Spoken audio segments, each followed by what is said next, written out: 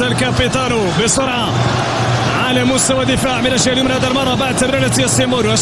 أشرف حد يستلم عز الدين أناحي. تتحرك الآن التيكي تاكا المغربية عبر نقلات قصيرة عبر هذه التمريرات، يتجاوب مع الجمهور المغربي بشكل كبير. إذا تحضر الأولي على مستوى بناء الهجومي للمنتخب الوطني المغربي. استلام طريقة جميلة رائعة رائعة. الكرة كانت من طرف سفيان بوفيل. الانطلاقة من جانب زياش، العرضية والتمريرة، فرصة خطيرة. هنا الكنترول، هنا المحاولة، هنا التسديدة جات من طرف من عز الدين ناحي لحسن حظ. ضاعت هذه الهجمة لمنتخب الشيلي. نتابع ردة الفعل. سلال جميل ورائع من طرف جيلندار لميدل جاري يلعب رقم 17 في الصورة. ميدل ميدل اندار في وجه هذا اللاعب، وقبل ذلك هجمة خطيرة بالنسبة لمنتخب الشيلي عبر بريليتون بنجاما. يحصل حظ كرة بنجاما تستطيع البحث عن التمرير. كانت ربما الفرصة مناسبة ليسار الكرة ليوسف أنصاري. يختار تمرير عبر الجهة اليسرى. واحد سيرالات المميز سفيان بوفيل. طريقة جميلة، والحكم يقول خطأ لفائدة منتخب الشيلي. مطالبة بركلة جزاء، أظن بأنه فيها الخطأ اللي أصيب على إثرها وسقط على إثر سفيان بوفيل. هذه إعادة هذه اللقطة.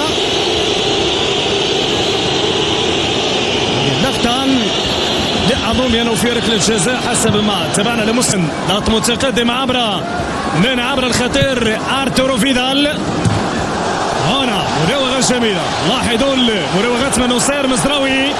هذه ثالث كرة من ركلة جميل. سفيان بوفيل عرضية، حكيم سياش كنترول بالصدر جميلة في منطقة الجزاء. توغل من جانب العناصر العربية. الانطلاقة طريقة جميلة. سفيان بوفيل لحكيم سياش استلام سياسة للمنتخب الوطني. تنفذ بسرعة من سفيان مرابط. مراوغة جميلة. سفيان بوفيل يوسف أنصاري. خطوات بينه وبين يوسف. خلفات تمنح للمنتخب الوطني. تنفذ بسرعة من سفيان مرابط. مراوغة جميلة. سفيان بوفيل يوسف أنصاري. خطوات بينه وبين المنتخب الوطني المغربي تأتي في حدود دقيقة 29.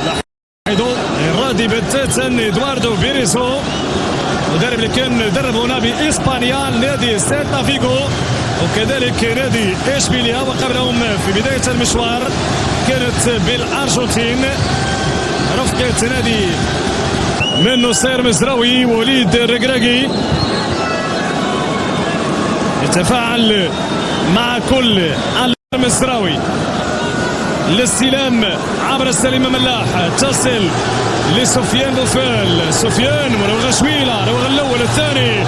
سفيان بحث عن العرضية لكن يتدخل دياز باولو ويرتكب المخالفة. سفيان بوفيل سلامات ان شاء الله. دياز باولو ويرتكب المخالفة. سفيان بوفيل سلامات ان شاء الله لسفيان بوفيل. دياز باولو ويتابع هذه اللقطة. هنا التمويل الأول والثاني. ربما في هذه اللقطة كان بإمكان سفيان بوفيل أن يمرر. التمويل الثالث جعل المنتخب الشيلي عبر دياس باولو.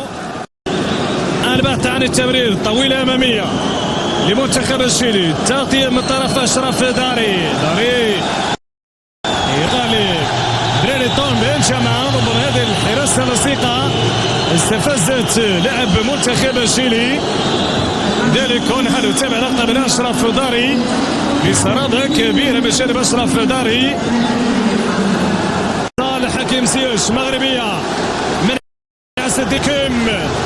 حكيم من الجهة اليسرى عرضية على المقاس. فرصة خطيرة، كنترول جميل من طرف سفيان بوفيل. حضرها لنصير مزراوي.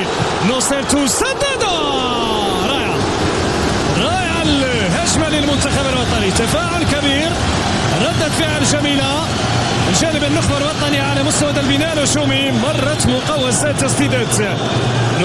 نصير مزراوي جانب المنتخب الوطني المغربي في انتظار سيمنح منتظر ذلك بالنسبة للمدرب وليد الركراكي أن يمنح الفرصة لأسماء أخرى كما تبع الكرة لفائدة سفيان بوفال. ثاني سفيان بوفال، يلا سفيان جول جول جول جول جول جول لفائدة سفيان بوفال.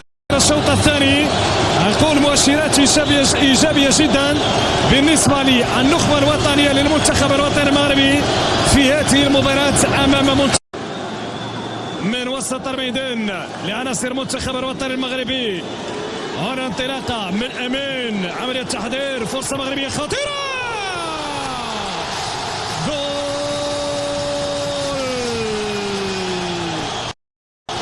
جول جول جول جول جول عبد الحميد صابري مصر لتمنح الهدف الثاني للمنتخب الوطني المغربي. نحن في مس الحاجة لمثل هكذا لاعبين مؤثرين بإمكانهم أن يمنحون إضافة لحظة دخولهم. قلت لكم لاحظوا يعني حريت مباشرة في اتجاه عبد الحميد صابري بدل المفهوم بالدارجة المغربية كما نقال، ما صبرش على منتخب الشيلي، يسدد الكرة تستقر في شباك براين كورتيز وتمنح الهدف الثاني لفائدة منتخب دي. بديت من جانب المدرب وليد الركراكي عبد الصمد الزلزولي لاعب السابق لإف سي برشلونة، الآن في تجربة جديدة بالنسبة لعبد الصمد. تحدث عن حارث، طريقة جميلة من جانب حارث، تحضير من نصير مصراوي عبر الطرف الايسر، مراوغه جميله عبد الصمد الزلزولي العرضيه، فرصه مغربيه. حيدر المنتخب الوطني المغربي يفرض على منتخب الشيلي التراجع. مراوغه جميله، فرصه خطيره،